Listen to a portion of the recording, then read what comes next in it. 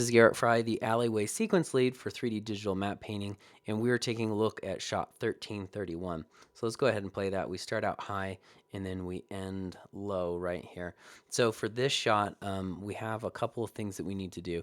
We need to put in a doorway in this area right here, and it should be a recessed doorway. So we should, see steps going back, and then it recesses, and then have a door way right there. So in addition to having this doorway, we should have garbage piles coming up and down this street, but then keeping these areas clear because those are the walkways. You also need to have the grunge and the grime that's coming off of these garbage piles to make it look really, nasty. So in here, also additional garbage right there.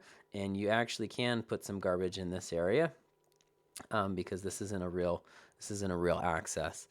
This is a doorway that is that's not used anymore. It's one that was from when the building was originally constructed.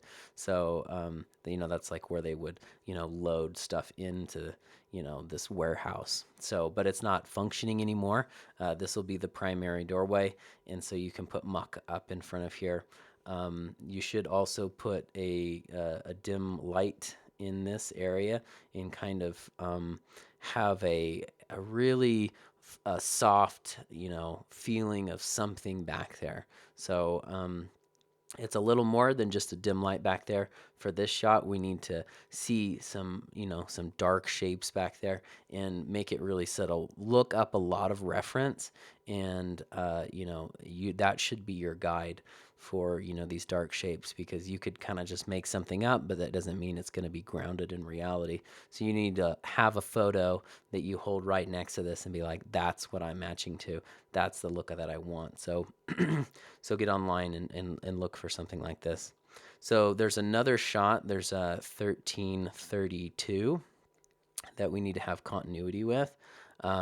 This is this is the same location as another bunch of shots, but this is a different day. Even though these were shot on the same day, in the story narrative, this actually happens on a different day.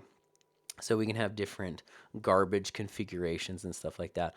Like for example, the other shots, we didn't have anything in front of this doorway here, but for these two shots we will. So just make sure you have continuity between these two shots. And anytime that you're doing, of course, when you're doing these shots and you're putting in garbage and things like that, that you want to make sure you're hitting the right color and value for what's appropriate in the plate. Otherwise, because this has such a limited color range, that if you're off just a little bit, it'll look really wrong. So just make sure that you are color correcting all of your elements, and you're taking the time to do that and to do it well. With over 4 gigs of image reference in the library, there's a lot to go through before you get started in the sequence. Make sure you play around and experiment with the photography before you commit yourself to the work on the final matte painting. All the images are camera raw, so you have a lot of range to play with. Good luck.